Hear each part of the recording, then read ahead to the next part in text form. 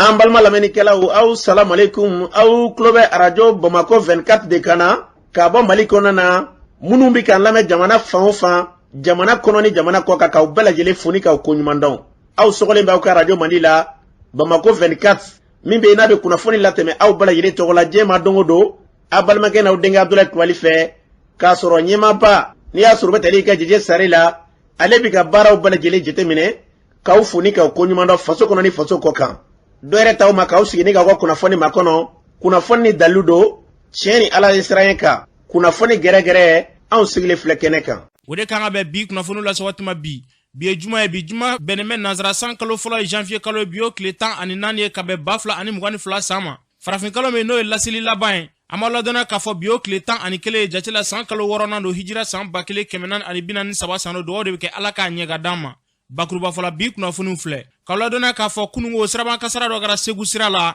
ni ka maa 2 kasaraw ni na ko kɛra cogo jumɛn kunnafoni ɲɛfɔli ko la ɲɔnɔ marabolo kɔnɔna na Fabakɔrɔkaw fɛ yen nɔ jadiwale tigilamɔgɔ ye wulikajɔ ta kunungo ni ka malo dɔw jɛni ko kɛra cogo jumɛn kunnafoni ɲɛfɔli ko la min bɛ tali kɛ Koro marabolo kɔnɔna na kunnafoni kɔni y'a yira k'a fɔ ko dɔgɔnɔ duguw la baloko gɛlɛyaw kɔni b'olu dala bi ko kɛra cogo jumɛn kunnafoni ɲɛfɔli ko la CEDEAO ye ɲangini min ta ka ɲɛsin Mali ma wele kɛlen bɛ maliden bɛɛ lajɛlen fɛ ka se ka taa wulikajɔ kɔni ta ka ɲɛsin o waleya ma Mali ka yɛlɛma hɔrɔnya du kɛnɛ bala ko kɛra cogo jumɛn kunnafoni ɲɛfɔli ko la ninnu de bɛna kɛ kunnafoni la kumaba ye ka fara kunnafoni wɛrɛ kan lase ma denkɛ n'a balimakɛ fɛ Sidiki Kulibali Ala k'a ɲɛ k'a d'an ma kunnafoni an b'a daminɛ ka ladɔnniya k'a fɔ kunungo siraban kasara dɔ kɛra Segu sira la maa 2 kasaralu ni na siraban kasara in kɛra sɔgɔmanɛgɛ kanɲɛ 6 wagati kunnafoni y'a yira k'a kɛra Kasela péage kɛrɛfɛla la min bɛ tali kɛ camion remorque dɔ kunnafoni kɔni y'a yira ko remorque in kɔni bɔra ka bin o bɔgɔbin senfɛ maa 2 kɔni olu kasaralu ni na ni ka maa 17 ni olu bɛɛ lajɛlen jogi a yirala k'a fɔ ko maa 2 min kasaralu ni na ko denmisɛnnin fitinin dɔ min bɛ tali kɛ musomanin dɔ la n'a si bɛ taa san 2 bɔɲɔnko la fo ka taa se cɛlaka dɔ ma cɛ in si bɛ se san 45 bɔɲɔnko ma an bɛ dugawu de kɛ yarabi Ala ka hinɛ o la ni k'u da yɔrɔ nɛma n'an bɔra yen Kidalikaw fɛ yen nɔ jɛkulu min bɛ n'a bɛ wele ko Azawad o jɛkulu ninnu kɔni ka lajɛrɛ kunfɔlɔ kɛra Kidalikaw fɛ yen nɔ n'an b'a fɔ ma première édition a yirala ko jɛkulu caman kɔni tun bɛ nin kɛnɛ in kan jamana caman maaw tun bɛ yen nɔ wulikajɔ in kun tɛ dɔwɛrɛ ye ko lakanabaliya min kɔni bɛ jamana in kɔnɔna na wulikajɔ kun ye o ye yaasa lakana bɛ se ka sabati an ka jamana kɔnɔna na cogoya min na kuma fanba kɔni bolila accord de paix o bɛ se ka sabati an ka jamana kɔnɔna na kunnafoni kɔni y'a yira ko ni wulikajɔ in kɔni kɛra min bɛ tali kɛ Mali mara ɲɛmaaw ye k'olu kɔni ma kala don ɲin na ka nin baara in kɔni sɛgɛrɛ n'an bɔra yen min bɛ tali kɛ ɲɔnɔ marabolo la dugu bɛ n'a bɛ fɔ ma ko Fabakɔrɔ wulikajɔ kɔni taara jadiwale tigilamɔgɔw fɛ kabini araba su ka se ka gɛlɛya kɔni ta ka ɲɛsin malo ma ka malo caman jɛni kunnafoni y'a yira ko kunungo sɔgɔmada fɛ dugu jɛlen kokura jadiwale tigilamɔgɔ ninnu kɔni muguci kɔni daminɛna u ni donsolakaw ni ɲɔgɔn cɛ an balimakɛ dɔ b'an bolo nɛgɛ kan an balimakɛ e ye jɔn ye ka bɔ min ne tɔgɔ Modibo Sangarɛ bɛ Fabakɔrɔ an ye kunnafoni sɔrɔ ko araba su ka dugu jɛ alamisa la ko jadiwale tigilamɔgɔ ye wulikajɔ ta ka taa malo dɔw jeni aw ka yɔrɔ la yen nɔ a ko kɛra cogo di u nana fitiri waati kɛnɛ malo in jeni u tilalen malo in jeni na olu ɲɛji Fabakɔrɔ ma ka muguti daminɛ Fabakɔrɔ la ka caman kɛ ka mugu ci tilala k'u yɛlɛma k'u ɲɛji Fabakɔrɔ yɛrɛ ma u ye mugu ci an ɲɛna ka mugu ci ɲɔgɔn na dɔɔni yɛrɛ parce que tuma 2 b'anw fɛ Kelemani Bate Kelemani Kɛnɛka cɛ u dɔw kuma bila bɛrɛ ka mugu ci tilalen o la u taara o kunungo sɔgɔmada kelen tɛgɛra ka na anw fɛ yen kana daminɛ Fabakɔrɔ la k'a daminɛ Fabakɔrɔ la ka mugu ci fo waati jan u taara o tiɲɛ yɛrɛ an mɔgɔ kɔni bɛ Fabakɔrɔ an bɛ k'u wele sun tile an kamana gannen tɛ fo k'a fɔ a to ten parce que an ye famaw wele k'a ka di k'u wele k'a ka ko an tɛ kun a fɔra ko sécurité bɛ jamana kɔnɔ cɛ don an kɔni tulo b'a fɔ k'an na sɔn ɲɛ taara anw fɛ yan nɔ banabaatɔ bɛ yan baloko tɛ se ka mɔgɔw la an tɛ ka foyi ye n'a fɔra ko sécurité bɛ jamana kɔnɔ tiɲɛ yɛrɛ a ko b'an kamana gan anw ni ɲɔgɔn cɛ kilo 30 an ka balo filɛ nin kan na yanni k'an cɛ kilo 4 dɛmɛ mun nana di anw ma bilalen filɛ k'an na famaw bɛ se ka ladon anw fɛ yan o maa dabali ban anw ni jabali cɛ kilo 30 famaw bɛ jabali n'a fɔra anw ni jabali cɛ anw ka balo dalen filɛ kan na yanni k'an cɛ kilo 4 famaw bɛ se k'o ladon ko sécurité bɛ jamana kɔnɔ aya ne ma fɔ a tigi nka n'a kɔni bɛ anw ta don tiɲɛ yɛrɛ la anw ka yɔrɔ datugulen don nin y'an ka kalo 2 ani tile 15 de ye maa si don maa si n'i ye mɛtiri 100 taama i bɛ joli mugu ye i bɛ bɔ ni mugu ye anw yɛrɛ min ye mɛtiri 100 taama an ka minɛnw an bɛ to an ka musakanin dɔw ɲini an ka tuguw fɛ kɔfɛ u bɛ na n'a ye n'a d'an ma dɛrɛti de b'anw jɛ n'u nana o dɔn dɛrɛti da la fo k'an ta k'an jɛgɛ mugu ti dan don o di nege bɔra an na sa y'o datugu donc an bɛ ka faamaw kɔni wele sin tigɛ u k'a lajɛ yɛrɛ de u k'a magɛn yɛrɛ tiɲɛ yɛrɛ la vraiment i yɛrɛ to nin kuma kan na kasi tigɛ ɲɔgɔn ma bi yɛlɛ u ji tɔɔrɔ fo ka fɔ tegi n'ala cɛ u k'a lajɛ yɛrɛ de u k'an kulimangɛ anw b'u daga dɔn hali nana bi ne yɛrɛ bɛ du kɔnɔ k'u daga yɔrɔ dɔrɔn la u bɛ yɔrɔ yɔrɔ ma bɛɛ yɔrɔ dɔn u b'o ɲɛ u b'an daga wɛrɛ u b'o yɔrɔ 2 dilan dalen do yɔrɔ min na tu kɔnɔ fana m'a daga yɔrɔ don n'u nana bi ne tɛ se ka taa jɔ fɔlɔtaw fɛ yan anw bɛ sɔmiɲɛ baara kɛ anw ye sɔmiɲɛ baara daminɛ baarakɛminɛ bɛ minnu bolo olu sanna ka dɔɔnin kɛ olu ye dɔɔnin min kɛ u nana mugu ti daminɛ an ye baara an ye foro kɔnɔnaw fɛ an ka cɛkɔrɔbaya fɔ an ka foro kɔnɔ an bɛ diɲɛ foro kɔnɔnaw fɛ an k'olu bi an ye foro kɔnɔnaw bila kama ye foro kɔnɔnaw bila o malo minnu dira kama kɛnɛ motɛ tulu dɔ bɛ yen o 250 n'an y'a kɛnɛ kan k'a da o kun tɔ 250 kan de tan kɛnɛ funu malo sanfɛ ka tasuma don an na ne kɔni wele bila jamana ɲɛmɔgɔ minnu ma k'a lajɛ n'u tulo kumakan na u k'a lajɛ k'an ngolomajɛ u k'an dɛmɛ yɛrɛ n'o tɛ vraiment an kamana gan na fo ka fɔ an b'a ɲini u fɛ yɛrɛ de ko dɛmɛ don an na n'o tɛ tiɲɛ yɛrɛ an tɔɔrɔ la dɛ. Ni tun bɛ tali kɛ Modibo Samake la ɲɔnɔ Fabakɔrɔkaw fɛ yen nɔ yarabi Ala k'an ka jamana basigi ni k'a kolusuma n'an bɔra yen kunnafoni y'a yira k'a fɔ min bɛ tali kɛ Koro marabolo kɔnɔna na ko baloko gɛlɛya kɔni bɛ maa caman dala yen nɔ Tijani Wedrago ale bɛ Koro an k'ale lamɛn ale b'a sira di. I n'a fɔ i y'a fɔ cogo min na baloko gɛlɛya o b'an ka dɔgɔnɔ jamana na bi ka sababuya kɛ samiyaji ma labɔli kɛ an y'a jateminɛ maa caman bolila ka na sigi Koro dugu kɔnɔna na a dɔw yɛrɛ bɛ siyɔrɔntanya b'u la balonntanya b'u la kɛnɛya fana o tanya fana bɛ ka fara u kan u ka denmisɛnninw tɛ taa ekɔli la u tɛ se ka taa kalan kɛ o degun fana o bɛ mɔgɔ caman kan n'a bɔra dɛmɛbaatɔ minnu bɛ sumanw di mɔgɔ minnu bolila ka b'u ka sigiyɔrɔw la an kɔni ma yɔrɔ kɛrɛnkɛrɛn ne mun yirala déplacé u ma ko u ka taa sigi yen nɔ dɔw bɛ na teriya sira singiya sira ani jigiya sira walasa u ka se ka sɔrɔ yɔrɔ sɔrɔ Koro yan nɔ an bɛ don min na an b'a yira k'a fɔ ko degun nana fara degun kan baw karido CEDEAO bɔra ka ɲangali bere da Mali kan ka Mali sanctionner o kɛra sababu ye an ka camancɛ yanfan na mɔgɔ caman bɔra k'u ka nisɔngoya yira u y'a yira k'a fɔ ko waati min na Mali kun bɛ degun kan a ka ja camancɛ yanfan o bɛ degun kan hali sisan nka olu ma se ka CEDEAO jɔyɔrɔ ye o degun in kɔnɔna na CEDEAO ma se ka olu jigi fa nka bi lakana kɔni ma sabati kosɛbɛ nka camancɛ fanga n'o ye transition mɔgɔw ye u b'u k'u jɔyɔrɔ fa lakanako la u b'u k'u jɔyɔrɔ yira u b'u k'u hakilinaw yira olu dun b'a ɲini CEDEAO fɛ hali sisan u ka se ka nin sanction in ka wuli ka bɔ Mali kan walasa lakana u ka se ka na bawo olu bɛ lakana de fɛ kosɛbɛ ni lakana sabatira waati min na an bɛ sɔrɔ ka taa ni kalafili ye caman ka hakilina y'o ye an ka camancɛ yanfan na an bɛ don min na i ko bi. Ni tun bɛ tali kɛ Tijani Wedrago la Korokaw fɛ yen nɔ a y'a fɔ cogo min na Ala k'an ka jamana basigi ni k'a kolosuma n'an bɔra yen CEDEAO ye ɲinijuguya waleya min ta ka ɲɛsin Mali ma maliden bɛɛ lajɛlen nin waleya in kɔn Mamudu Diko ale kɔni y'a hakilina fɔ nin ko la ka yira k'a fɔ ko jamana kɔni bɛ lahalaya mun na ale nin ye kabini kuma jan ale kɔni ye wulikajɔ kɛ ko nka k'a bɛ kɛ min ye a bɛ k'o ye CEDEAO kɔni k'u ye wulikajɔ min kɔni ta u ka hakilina k'u bɛ fɛ jamana ka kɛ cogo cogo k'a tɛna kɛ ten dɛ an ka Mamudu Diko lamɛn. An bɛ diɲɛ min kɔnɔ waati kow don ka gɛlɛn don bɛ nɔgɔya diɲɛ in bɛ ten kabini Ala ye diɲɛ da anw ka jamana tiɲɛ don an bɛ lahalaya minnu na nin san damadɔ ninnu na lahalaya gɛlɛnw don o tuma ni ko minnu n'a kɛra f'a laban nana se an bɛ yɔrɔ min na bi ko kelenw don ne b'o fɔ n bɛ segin a kan wallahi fɛnw bɛ yen adamadenya la mɔgɔ k'a fɔ a man ɲi k'o fɔ a ka bɔ i yɛrɛ la n'a b'i yɛrɛ kun kan nka ni kow kɛra kɛ cogo min na tuma dɔ la f'o ka fɔ o fɔ cogow la nin ko in ne mɛnna ka ko in ye yɔrɔ jan na wa ne y'a ye yɔrɔ jan na n ma sigi ma makɔn n wulila ka se maaw ma minnu bɛ jamana in kɔnɔ Ala barika la u si kelen ma sa n taara s'u ma n ko ɲɛ bɛ ko dɔ natɔ la ko in man di ne ye an k'an kɔlɔsi n'o tɛ a bɛ sɔn ka kɛ gɛlɛyaba ye anw ka jamana ma an ka wuli an k'a lajɛ an yɛrɛ dama de don an bɛ se ka ɲɔgɔn bilasira cogo min ni ko nana hali n'a kɛra ko gɛlɛn ye o b'a sɔrɔ an labɛnnen don an dusukunw faralen bɛ ɲɔgɔn kan an ŋaniya ye kelen ye a kun bɛ cogo ni Ala sɔnna Ala b'a nɔgɔya ye ne wulila ka se mɔgɔw ma o kuma la n sera minnu ma o baara in Ala m'a latigɛ ne y'a laɲini cogo min na a ka kɛ ten bɛɛ bɛ fara Ala de la o ɲɔgɔnna n y'a kɛ 2012 n sera o mɔgɔ kelenw ma minnu y'an ka diinɛ ɲɛmɔgɔw ye n'an ka laadala ɲɛmɔgɔw ye k'a fɔ ɲɛna jamana bɛ ka taa taabolo min kan a tɛ ka ne ja Ala ye hakili di maa ma i ka kɔlɔsili de kɛ o kuma an k'an kɔlɔsi n'an ma kɔlɔsi a bɛ sɔn ka kɛ jamana ma degunba ye mun bɔra a la 2012 o kɛra ɲinanta in ne y'a ye yɔrɔ jan na n wulila ka taa se balimaw ma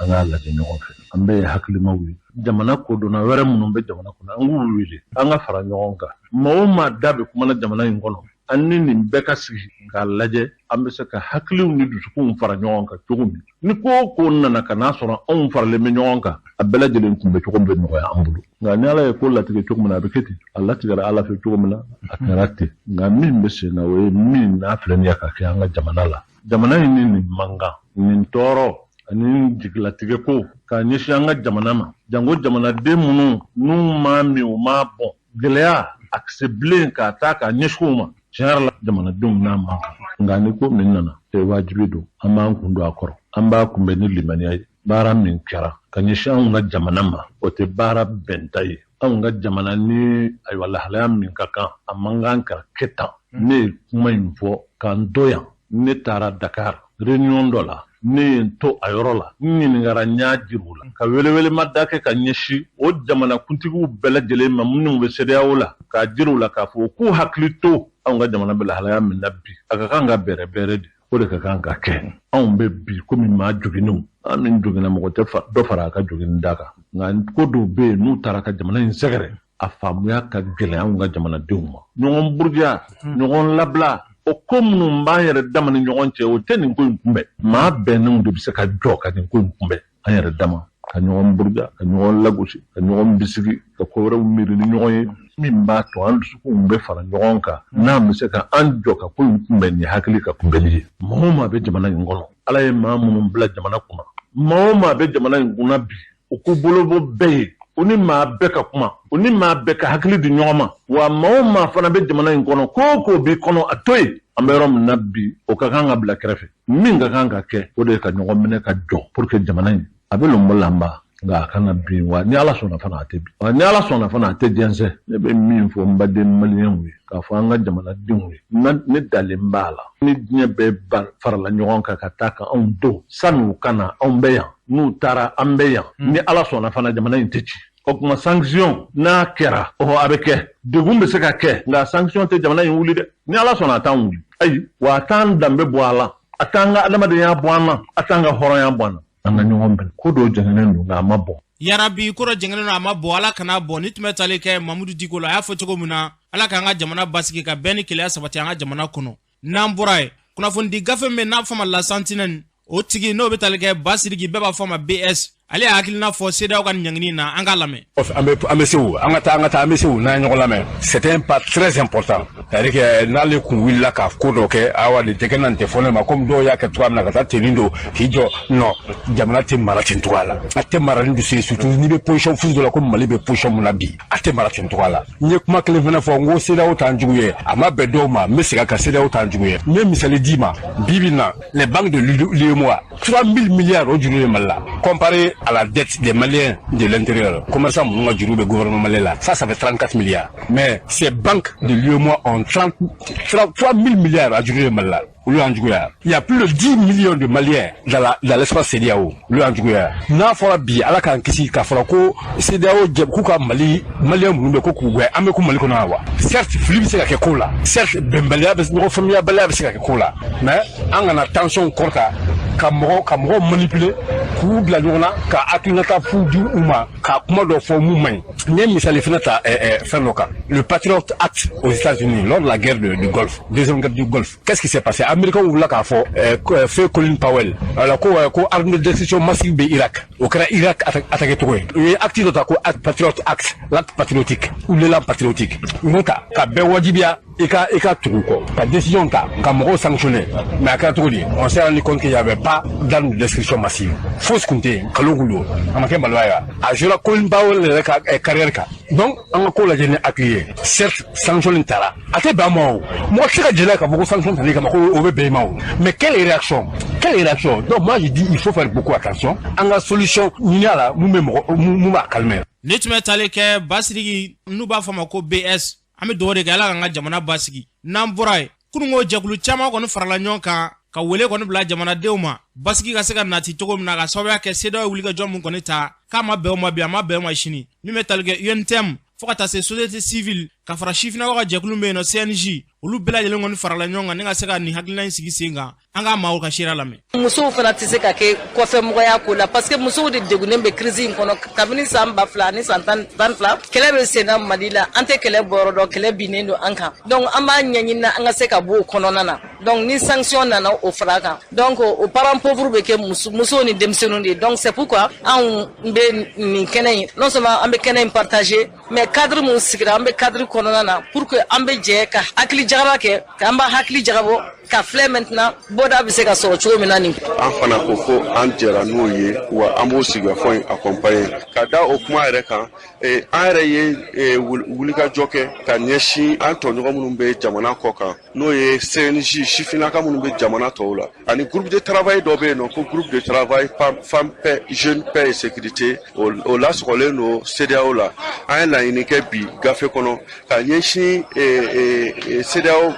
comité de sage mɔgɔw ma u ka wuli k'u jɔ ka kumaɲɔgɔnya kɛ Mali autorités ni CEDEAO ni ɲɔgɔn cɛ. Sanction min talen don jamanadenw de bɛ na ye autorité mɔgɔw ko tɛ dɛ mais anw jamanaden tɔw anw de bɛ na kɛ n'a tɔɔrɔ n'a sɛgɛn ye an b'a ɲini u kɛ segin u kɔ o yɔrɔ fabɛla la an b'a ɲini an ka autorités fana fɛ u kɛ sɔn sigikɛ kuma ma u ye fɛn min ŋaniya n'u y'a jira k'a fɔ vraiment o tɛ se ka bɛn u kɛ ŋaniya wɛrɛ ta tuguni k'a ɲɛsin u ma u kɛ sigi kuma na min bɛ se ka bɛn baara kɛ o kan mais o tɛ se ka kɛ maliyɛn den tɔw fana kɔ maliyɛn den tɔw fana minnu bɛ yan ni olu hakili b'a la ko fɛn min kɛra ko olu se mɛ y'a la ko u kɛ kan kɛ u niyɔrɔ fara a kan bɛɛ ka se ka lamɛn yalasa an ka bɛn fɛn kelen na baara kɛ ni ni tun bɛ tali kɛ UNT ɲɛmaaw ka fara CNJ ɲɛmaaw société civile an bɛ dugawu de kɛ yarabi Ala k'an ka jamana basigi n'an bɔra ye jɛkulu minnu ye maramafɛnw bila ni ka se ka bɛn ka sɛbɛn kɔni tɛgɛnɔbila kɛ n'an ka jamana ye n'an b'a fɔ a ma ko accord d'Alger o maa dɔ kɔni mɛnna ka kaw fɛ yen nɔ ale y'a hakilina fɔ nin ko la min bɛ tali kɛ Musa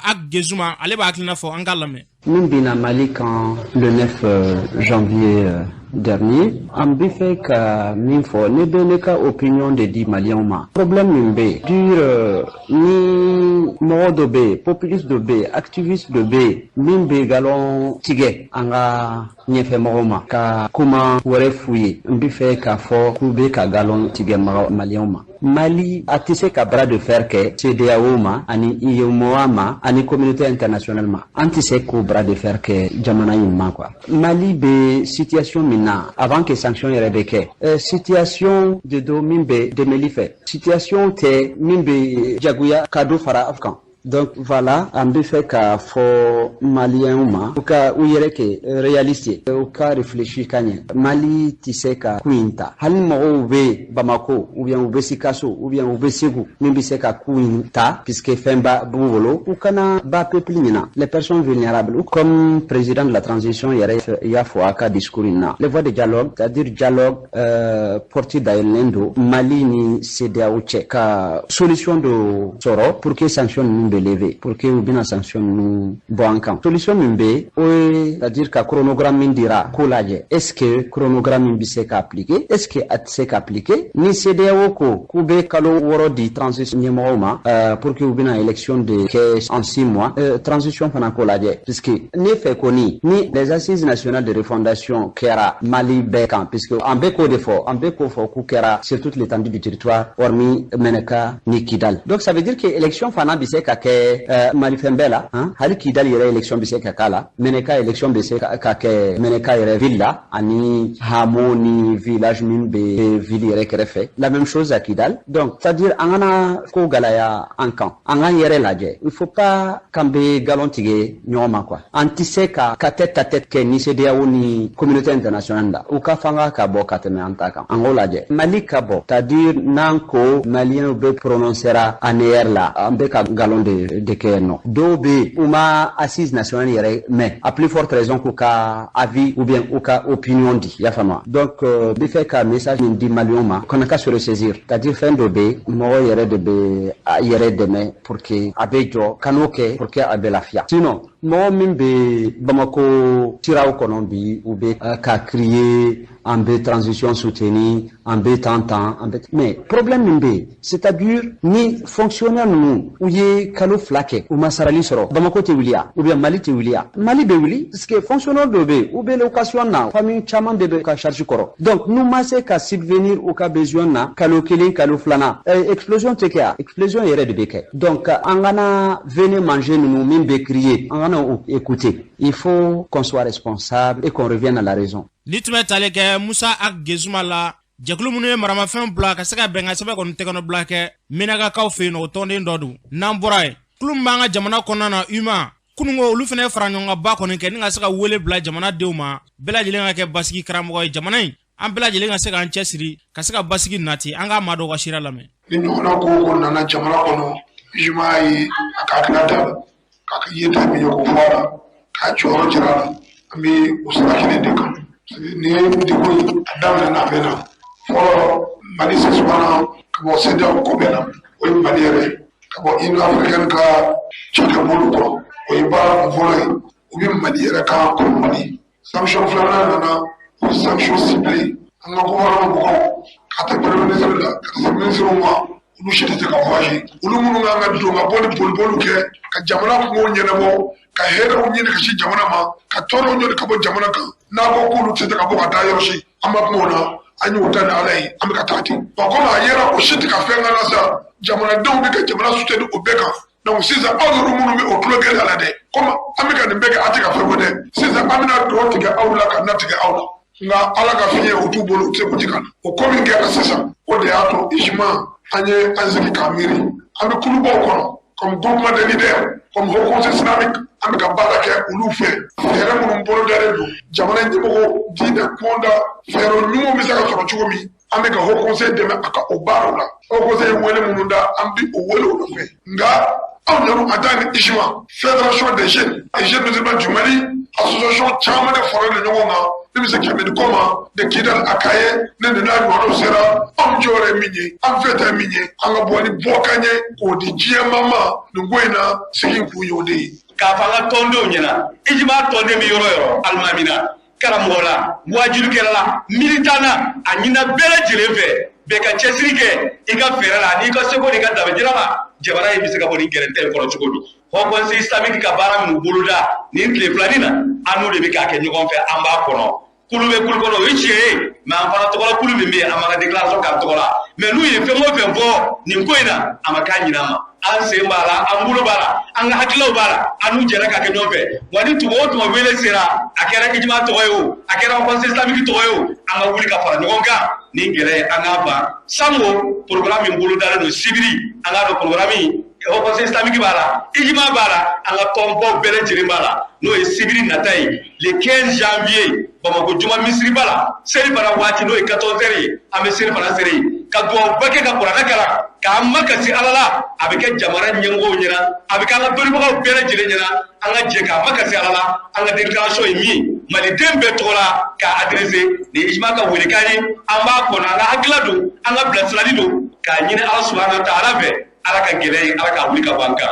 ya rabbi ala go do mena ningu metalga ijuma tonde ndola uya fo chogo mena ala ka nga jamana basigini nga kulusuma ali bi seda ka nyangni hukumu konnana mi metalga ala san tangara ali aklina foni ko ka angalame ni jiye bejera kwa bi faso kele ni faso chira ne tara sigi yoro abi fima ko duna billahi faso ka bonambe minu malaka kiritigi ke ko tension mai chie bubolo minu malaka kiritigi ke ko tension kai chie fana bubolo beni ka chie de do onga na bora nyere dama ni nywanje ka se jiema ka kololoma anganga munge malio anganga munge ula abora mbaliko kelelao abora nyere dama deni nywanje kelelao nindara kambe bolo danzao ami kungo kono amala kata ami joro mi mashita njoro do o malio munganga ke ula faso demanga faso demburu jatuko banao faso demangi siki kabi faso de do menacer eko kebina manga wara wuli I faso kono ko parce que ko tala ke ni dunga fo karamoke ngalo bi da kuyi ami alaka sutura kelene kono anga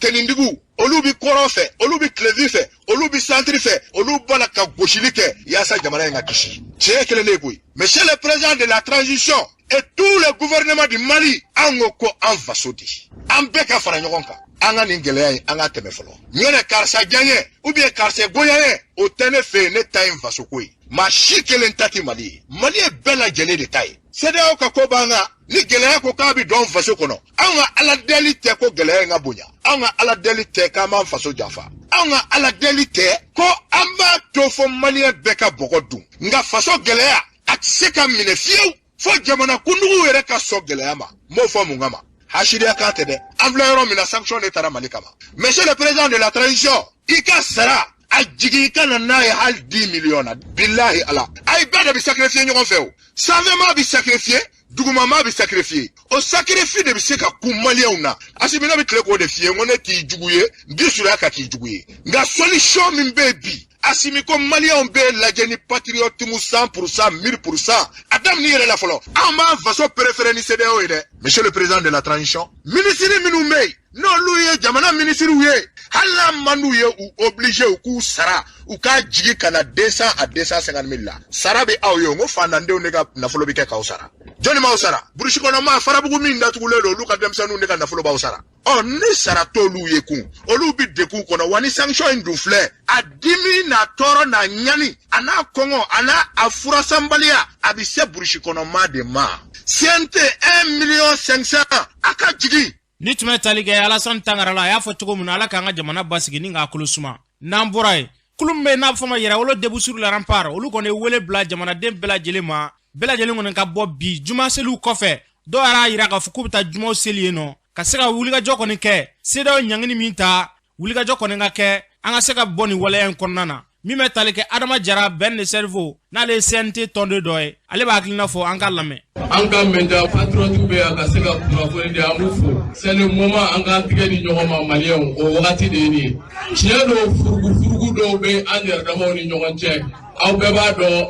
an balima dɔw bɛ yen i b'a fɔ Abdul Niang, an balima dɔw bɛ yen i b'a fɔ Ibrahima Kebe, an balima dɔw bɛ yen i b'a fɔ Rasbati. Ils sont opposés à la transition. U y'u fɛlaw fɔ jamana ko kan. Nga CEDEAO kɛlen ka sanction bɔ u bɛɛ communiqué kɛ pour condamner et pour cet acte an ka ɲi ka tigɛra f'u kun k'u encourager ka maliyɛn tɔw encourager y compris les partis parrainants hali cɛbilen Darame an bɛ dugawu kɛ Ala k'a tuubi pour que a fana bɛ se ka communiqué kɛ cogoya min na k'a fɔ k'an bɔra Faransi ka cidenya kɔnɔ an nana bi Mali denɲumanya kɔnɔ k'an tigɛ di ɲɔgɔn ma ka Mali kisi Ala k'o dugawu minɛ cɛbilen Darame a n'a ka parrainant ye. On a voulu ka ko dɔw bila ka bin k'an pan ko kunna den ka maaya kɛ mais mɔgɔ min t'an dɔn bolo k'an bɛ siran nka an ka taa ɲɛfɛ halisa kibaruya telima ye jumɛn ye an y'a laɲini o don ko ka État ka terrain de vie dɔgɔya ko an ka jamana ɲɛmɔgɔw ka sɔn ka jɛ u ka den tiers kɔ u ka traitement n'u ka salaire la min ye présidence ni gouvernement ni CNT bɛɛ lajɛlen ɔ k'a kuma fɔra conseil des ministres la. Ministre de la proposition à la personne de Madame Wadi Djefoune Koulibaly. Ka tila k'a d'a kan k'ale jɛra ka traitement 50% kɔ pour faire face à la crise. On espère que an ka wele bɛna bi kulow kɔnɔ l'exemple doit venir de haut. O ye tiɲɛ de ye n'i bɛ jamana sanfɛ o ye jagoya de ni a bɛ gɛlɛya e de bɛ kɛ mɔgɔ fɔlɔ ye ka misali di nous sommes les 10 héritiers de Modibo Keïta. Modibo a dit quoi? Il dit le leader est le premier sacrifié et le dernier servi. Quand il parle de la Konyamura de Mourami, il dit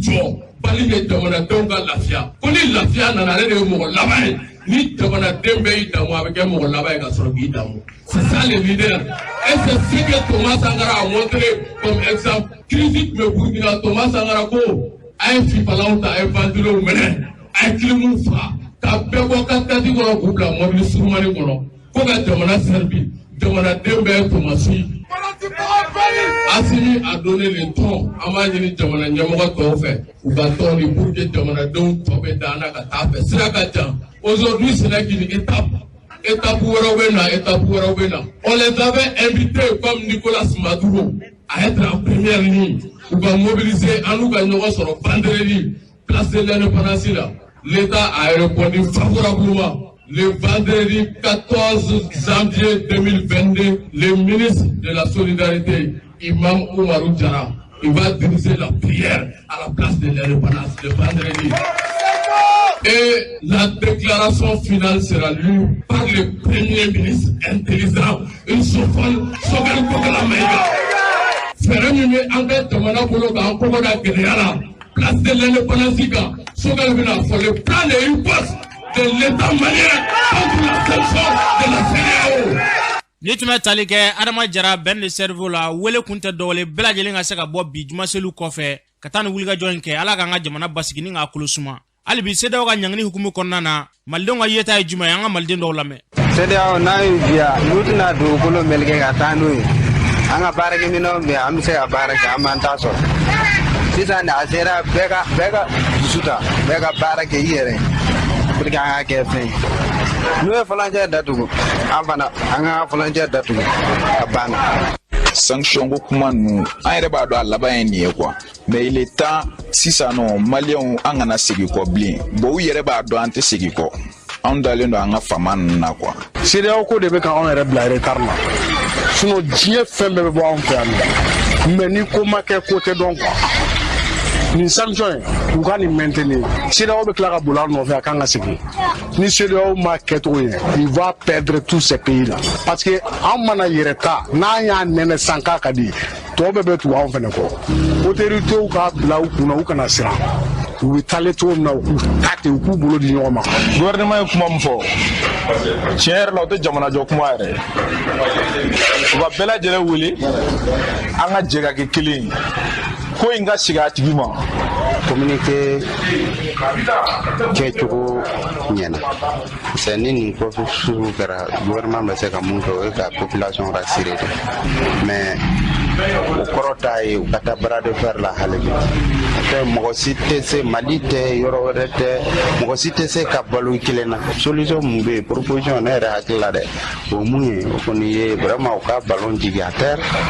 u ka négociation kɛ. Ni tun bɛ tali kɛ malidenw ka hakilina la yarabi wulikajɔ kun tɛ dɔwɛrɛ Mali bɛ se ka basigi cogo min na Ala k'an ka Mali basigi ni k'a kolo suma n'an bɔra yen ɲɔnɔnkaw fɛ yen nɔ NDSS Dabakan wulikajɔ kun taara ni ka se ka dugutigi denkɛ min ni k'a minɛ dugutigi denkɛ minɛlen jariwale tigilamaw fɛ o kɔfɛ kunnafoni y'a yira ko dugu kɔni taara bɛnkan kɔni tɛgɛnɔbila ni jariwale tigilamaw ye karamɔgɔ Ablaye Kulubali ɲininkali kɛ Ibrahima Sanala an ka u lamɛn. Ne tɔgɔ ye Ibrahim Sana o bɛ ne wele ko Barayi jamana bɛ nɔ ko Lora ne bɔ NDSS Dabakan na. NDSS Dabakan ye kunnafoni yɛrɛ sɔrɔ ko a ye bɛnkan ta ni jadisiw ye o kuma min ne o bɛ sen na o ye tiɲɛ ye wa. Ablaye i ko kuma in tiɲɛ don ne bɛ kuma daminɛ depuis a daminɛ na fo ka n'a bila an filɛ yɔrɔ min na. Ablaye don dɔ la fɛ ka bɛn sibiri donya ma a mɛnna dɔɔnin a bɛ sɔn ka se 4 mois u y'u nako fɔlɔ ye an ka dugu la a don ne taara n ka foro la ne bɛ bɔ n ka foro da fɛ mɔgɔ ye ne kunbɛn Barayi kana taa maa ninnu jɔlen filɛ fɔ na ne ko wala u ma duguden dɔ minɛ wa ni dugu ko kungo kɔni don u nana dugu problème na a y'i jɛ an ka taa solution bɛ sɔrɔ a la n'a ye tɔw t'u bolo ye mun ka d'u la u b'a k'u la dɛ n ye moto ta ne nana kana suma kana dɔ u cɛ la u ye ne wele ko ne ka taa moto jɔ kɛrɛfɛ a don an dɔn b'a filadenw b'a la filaden dɔ tun bɛ baridenw fɛ yen nɔ u b'a fɔ ko Haji o tun b'a la an b'a dɔn Wayandu denkɛ o fana tun bɛ pɔnɔ o b'a la fulakɛ dɔ bɛ yen nɔ ko Ahamadu a tun bɛ Ŋunando a bɔra yen a sigira NDSS Dabakan na a n'a ka kalandenw kun ɲɔgɔn fɛ o fana tun b'a la bon an y'u ye an y'u dɔn u ko olu y'anw minɛ kun min na anw b'a dɔn wa ne de y'u jaabi ne ko aw y'anw minɛ kun min na anw t'a dɔn wala anw t'a dɔn kɛlɛ bɛ anw n'olu cɛ wa dugu o dugu ye bɛnkan siɲɛ olu ni cɛ olu y'olu dɔn kɛlɛ tɛ olu n'o cɛ nka n'i ma sɔn bɛnkan ma kɛlɛ de bɛ i n'olu cɛ ne ko a bɛ k'o bɛnkan fɔ o bɛnkan kɔrɔ ye di o ko a bɛ muso sutura a bɛ arajo jouer dabila a bɛ jaga bɔ ne ko ma n ko aw filɛ ka nin mun fɔ an ye nin mɛn koyi aw y'u ni Ala cɛ a b'a dɔn n'a y'a kɛ donso b'a fɔ n ko bon a y'a kɛ Ala ni Ala kira kama a k'an to yen an k'an ka baara kɛ a di dɔwɛrɛ dɛ ne tɛ dɛ u ko bon n'i y'a ye an bɛ nin fɔ an ye donso ye donso joli bɔra an ka dugu la ne ko donso ma bɔ yan depuis an ka dugu sigira donso t'a kɔnɔ o ko sisan olu kɔni mun kɔni fɔ an ye bi kɔfɛ olu kana maa ye foro la tant que ni bɛnkan tɛ an ka wuli ka taa ne yɛrɛ wulila n ko bɛ n ka moto ta u k'an ka moto bila yen a y'a bila o yɔrɔ la ne ye n jɔ ka jama de lajɛ ne ɲɛji bɔra o parce que ne yɛrɛ ka diɲɛ ka n ka moto kɔ walahi Ala b'a dɔn kira b'a dɔn ko ne cɛnya de bɛna marifa da don na a ka gɛlɛn ma dɛ mais n ye miiri ko dɔ ka fisa dɔ ye diɲɛ nɛgɛmafɛn ninnu kɔ hali ni su kelen bɔra yan kuma wɛrɛ bɛna caya mun ka jugu nin bɛɛ ye ni ne kelen don ne bɛ sɔn ka sa ne ta kɔni tɛ taa n'a ye an ye sira minɛ an nana so depi o yɔrɔ ne ye janfan yɔrɔ ye o kɔfɛ u nana malo jeni kɛ ne y'an ka dugutigiw sigi k'a fɔ ko dɔw ka taa baara kɛ k'olu sen t'a la dɔw tɛ se ka bɔ n ko debi kelen an ɲɛ bɛ tiɲɛ na n'an y'an sigi k'an bɛ siran nin fɛn b'an dun n'an wulila ka kunbɛn a ka dɔgɔ an bolo parce que a dɔnna a kɛbaaw dɔnnen don minnu bɛ kungo kɔnɔ an y'u dɔn minnu bɛ Bamakɔ an y'u dɔn donc o ko f'an ka taa bɛnkan in siɲɛ dugutigi ko vraiment i bɛ fanga dɔ ka bolo kan k'i to fanga dɔ ka bolo kan k'i bɛ taa yɔrɔ wɛrɛ u y'anw bila ka taa ɲɔnɔ ne yɛrɛ tun b'o la a don an ma commandant kɔrɔba sɔrɔ ani pogo commandant dɔ sigira an y'a kuma kɛ a ye sira fila de jira anw na ni mun da ka da la a bɛ t'o de fɛ mais a y'a siɲɛ kɔlɔlɔ b'a la n'a ma siɲɛ kɔlɔlɔ b'a la mais siɲɛbaliya in o de ka fisa siɲɛni in ye a y'a fɔ tan n'a ma siɲɛ u bɛna degun kɔnɔ dan kan fo degun dan yanni jamana ka yɛrɛ sɔrɔ mais hali o bɛɛ la an ka diɲɛ n'o de ye o de ka fisa ma an ka siɲɛ bon mɔgɔw b'an cɛla yen nɔ olu bi complot kɔnɔ Ablaye ko bɛ ka kɛ u bɛ ka n'u wele k'a f'u ɲɛna ko an t'a fɛ ka taa siɲɛ u nana filanan jeni don min na u bɛna sabanan yɛrɛ la ne ka foro jenina o don tari 4 Ala ka kɛlɛ a ma digina minnu y'u wele u y'olu ta jena fɛ parce que u t'a dɔn ne bɛ sera k'o fɔ wa minnu y'u wele y'u dɔn a don an ka kamalen dɔ bɛ yen nɔ yatimɛ den dɔ a fa sara a ba sara a ye mansin ɲini a bɛ taa ka malo gosi a ma mansin sɔrɔ a taara bétɔrɔ la ka taa bɛnkɛw ka mansin minɛ u ye malo gosi u nana dɔrɔn u ye kisɛ ci papa olu bolila donc u sina an ka forow ma k'olu jeni ka taa u taara ne nin ka mansin ka taa n'a ka malo ye ala y'a kɛ cɛnin y'a ka malo recherche kɛ a taara fo Mɔmɔri Sibiri a ye dɔw wele ko a ka malo u ko hey k'i kana taa nin ɲɛɲini koyi mun y'u wele tigi kun pɔnna o bɛ nali o nali kɛ a ka mɔgɔ de b'u wele o fɔra o ɲɛna o don o ye o prévu fɔlɔ ye filanan na tila ka kɛ an tila ka taa faamaw fɛ yen faamaw tila ka jira la diɲɛ bɛɛ an tɛ fanga sɔrɔ mun b'a fɔ k'a y'a siɲɛ donc an kɔni y'an jija siɲɛbaliya kan a ka tila k'o ka malo in jeni don an y'u ka dugu mɔgɔ n'o ye Mugutari Jalo ye a bɛ pɔn na ani marifa jɔlen don ninnu bɛ ka malo jeni Mugutari Jalo tɔgɔ fɔtɔ filɛ nin ye ɲɔgɔn dogo t'a la bilen ale ni marifa de kun jɔn pɔn na taara ka tila k'o ka foro jeni k'a ban a don jakuya fa ka siɲɛ wa o jeni sababu bɔra mun na jeunesse mɔgɔ dɔ ye ka kamalen dɔ sigi Badramani ko an ka bɛn an ka taa siɲɛ Badramani ko k'an tɛ taa siɲɛ ko sisan n'a fɔra i ka taa pièce san n'i bɔra Dabakan i bɛna 14 mais ni Dabakan ka mansin tiɲɛna n'a fɔra i ka pièce san i ye bɛnkan tɛmɛ ne ninnu cɛ i bɛ taa min o y'o kuma fɔ don min na dugusɛjɛ u nana olu ka foro jeni o complexe tɛ dugu kɔnɔ wa o don mun b'u ɲɛfɔ ka na o ye Mugutari Jalo ye ko gɛlɛra ne yɛrɛ sera donso ma ko hey a ye wuli a k'an dɛmɛ parce que o y'a sɔrɔ ka kɔrɔ donso y'a fɔ an ka dugutigi ye a ye maa mugan di ka na an kana formation k'o kunna a ka marifa ɲini ni ko bilala don min na anw b'aw sɔrɔ yen nɔ dugutigi nɛgɛ gosi k'a fɔ jalakɔrɔ fanga bɛ minnu na olu bɛɛ bɛ complice la u m'u kun don a kɔrɔ a sabanan ko yɛrɛ tɛmɛna don min na ni Dabakan mɔgɔw bɛ k'u ka minɛnw cɛ ka bɔ donso ye minɛnw kunbɛn hey u ye dugutigi yɛrɛ wele dugutigi na i ka dugu kɔnɔ a yɛrɛ b'a ka mɔgɔw dɔn wari dɔɔni bɛ sɔrɔ minnu kunna an b'a f'u ye u bɛ marifa san a dɔrɔmɛ kelen a tɛ don anw bolo u y'an ka dugu mɔgɔ dama dama wele o la ka na bon dugutigi nalen o kɔnɔna mun na sisan ninnu hakilila ko dugutigi taara bɛnkan siɲɛ o y'a sɔrɔ donso ye dugutigi wele dugutigi nana o la debo dugutigi kɔni ye ninnu kɔni wele ka ban dɔrɔn non ko dugutigi nana olu janfa donso yɔrɔ donc sisan an ka dugutigi yɛrɛ de minɛ ka bɔ dugu la an ka taa faga an ka sɔrɔ ka bɛnkan tɛmɛ ani kungo kɔnɔmaw cɛ Ablaye baara in nana ta bolo y'an ka dugu wolowololen den a fa tun bɛ yen fa fatura a kɔrɔkɛ tun bɛ yen ko Cabatɔ kɔni tunna tu k'o ye donso nɔ ye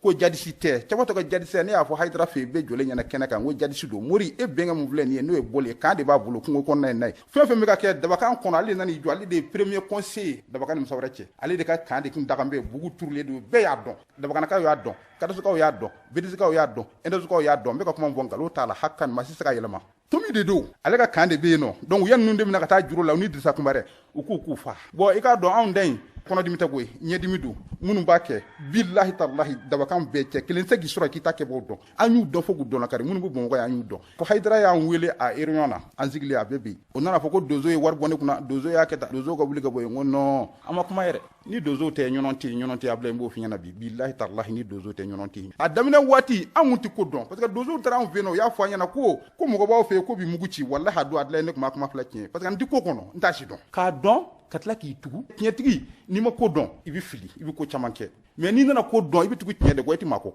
donso ye mɔgɔ faga k'u y'a kɛ tan maa fɔlɔ k'a fɔ anw fɛ yen nɔ donso Musa de fara fulaw y'a fɔ minnu y'a fɔ Dabakanaka bɛ y'u dɔn Numusogo fara fulaw de y'a fɔ dunan fulaw tɛ dugulen fulaw don Dabakan bɛ y'u dɔn o si yɛrɛ b'an bolo o bɛɛ dɔnna k'o ban minnu ye ninnu minɛ an ka dugu kɔnɔ den dɔ Bɔli ani Mutari Jalo ani Sewukatile ani Kado Amoyi ani ka directeur Boso Bala u bɛ dugu kɔnɔ u kɛlen ka nin ko kɛ dugutigi bɔra dugu la Boso Bala yɛrɛ ko dɔw bɛ se ka 400 d'a ma ko wala ko an bɛ se ka taa baara kɛ bi a b'a fɔ k'aw ka bɔ bi sini aw bɛ bɔ ale kɔni bila m'o de ka sa cɛkɔrɔba san 70 Boso Bala a bɛ dugu kɔnɔ bi ale de ka baara ye nin ye i bɛ ka nin kuma minnu fɔ an ye diɲɛ bɛɛ bɛ k'i lamɛn i dalen b'a la k'a fɔ ko i bɛ ka kuma minnu fɔ k'u bɛ kisɛ kan wa Ablaye ne yɛrɛ n ko ne bɛ kunnafoni min d'i ma n'i ye dɔ bɔ la Ablaye ma yafi ma n tɛ ka nkalon tigɛ n bɛ ka tiɲɛ de fɔ Mali zera yɔrɔ min an ka tiɲɛ fɔ ɲɔgɔn ye sa ɲɔnɔ commandant anw bɔra aw fɛ siɲɛ 3 Bɔli k'an b'a bolo a bɛ Dabakan ni Musa Wɛrɛ cɛ diɲɛ bɛɛ tulo bɛ na n bɛ k'a fɔ wallahi dugutigi ka conseiller Dirisa Kunbarɛ a b'u bolo n ko duguna t'a la bilen an bɛ nin bɛɛ la olu ka mansin bɛ bɔ a bɛ malo gosi a bɛ si ye Fatina wulen na ko ne bɛ ka mansin bɔ ka se hali kaburu don da fɛ ne y'a bɔ don kungokɔnɔma ninnu kungo minɛ Cabatɔ ka denmisɛnninw bɛ tile ka gosili kɛ an b'u lajɛ an b'u fiɲɛ suru lajɛ n'u bɔra don min na an b'an den ka tunu dugumana cɛ a tɛ ko an ka yɛlɛ an da in duguna ko t'a la bilen u bɛ ka n'a fɔ Karaw Hayidara ye ko donso ye Alimani bɛ u donso ma Alimani bɛ u donso ma fɔ dugusi ka wari sara k'a bɛ don olu ma u m'o fɔ maa si ye diɲɛ bɛɛ donso ye anw sigi a don ne bɛ yen ne yɛrɛ b'a kɛnɛ kan